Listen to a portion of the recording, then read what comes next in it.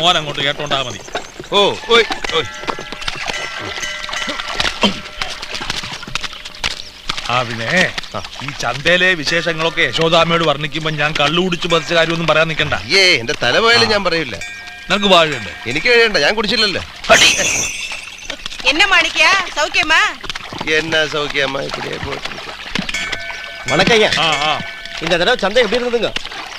ഇത് വല്ലോം ചന്തയാണോ മുന്നുചാമി? ചന്തയാവണേ കുംഭമാസം കഴിയണം.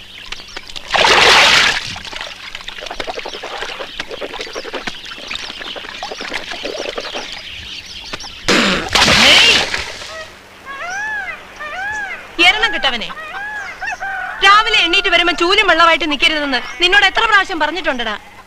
ഞാള് ചൂലും വെള്ളമായി നിൽക്കുന്ന നേരം നോക്കി തമ്പ്രാട്ടി എന്തിനാണ് എണീറ്റ് വരുന്നത്?